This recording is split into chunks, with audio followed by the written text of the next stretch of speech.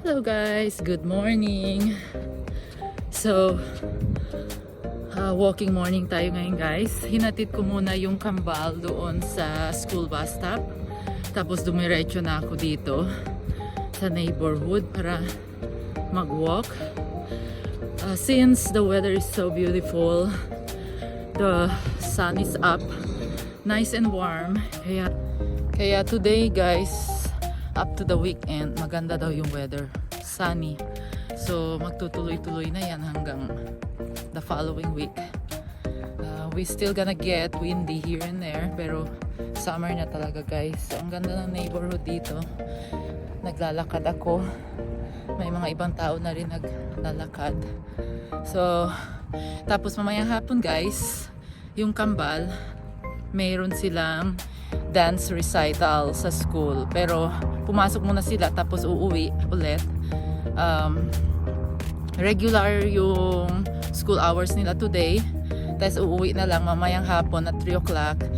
Yung dance recital nila is around 7:30 PM pa naman, so may daylight pa siya, pero they have to be there in the school at 7 o'clock. Tapos 7:30 yung start ng dance recital nila. So pinakita ko na ito dati guys sa iba kong videos, itong neighborhood ko kung saan ako nagwo-walk. So same neighborhood pa rin. Ayan, maganda, tahimik. Aakyat ako doon sa dulo talaga. Ayan. So ito lang talaga yung guys, yung pinaka-exercise ko na walking or hiking with friends, ganon. And sometimes bike, nagbabike kami. Pero mostly walking talaga guys every morning, every other morning. Hindi ako nag-gym o pumupunta doon sa mga dance fitness. Meron naman kasi kami dito sa community namin. Hindi na ako sumasali guys. Ito lang talaga walking. Tapos minsan sa bahay lang din through online. Nag-e-exercise lang din. So yun, through YouTube. Doon ako nanonood. Nandito na ako guys sa tuktok. Meron pa doon pero hindi na ako mag-walk papunta doon. Bababa na ako guys, pauwi na, pabalik ng bahay. Ayan. Pauwi na ako guys. See you mamaya sa dance recital ng kambal. Guys, ready na kami. Papunta kami ng dance recital nila, pero mamaya pa 7 o'clock pwede sila i-drop doon sa school, tapos mag-start yung show ng 7:30, pero nakatulog sila guys. Ayan, maaga ko kasi sila binihisan guys, gustong gusto na magbihis ng kanilang outfit, tapos kakapanood ng YouTube video. Ayan, nakatulog. So time check guys is 5:46. So mga 6:45 aalis kami dito. So mahaba pa yung time guys. Kaya ayan, nakatulog. Hinayaan ko na lang sila guys.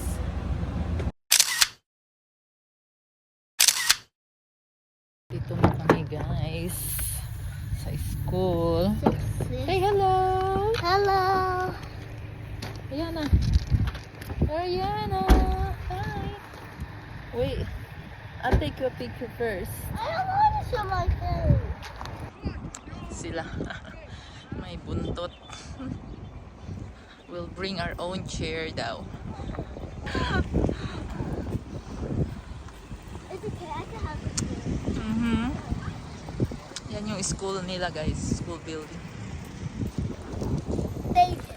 So are we gonna drop you in your classroom? No, you First? have to. You don't have to. Okay. You can just stay out here while we walk. Okay. But else you have to get a sticker to go. Visitor sticker? Yeah. To go. Okay. So we're gonna go at the back guys. Dito kami sa likod. Kasi yung mga estudyante doon sila sa front dadaan. Mga parents dito papunta sa likod. Maghanap kami ng aming spot doon. Kasi open plaza lang siya. Walang seating arrangement or something. Basta bring your own chair or picnic blanket. That's the stage guys. Diyan sila mag-perform. Ito yung upuan namin. Siniset up ng asawa ko.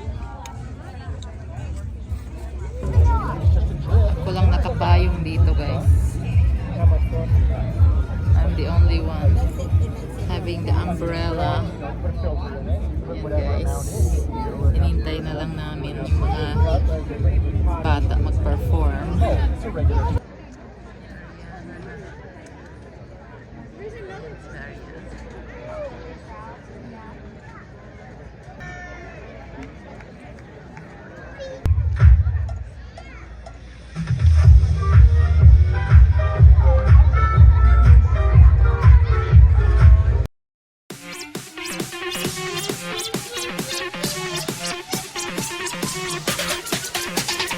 Ooh, ooh, ooh,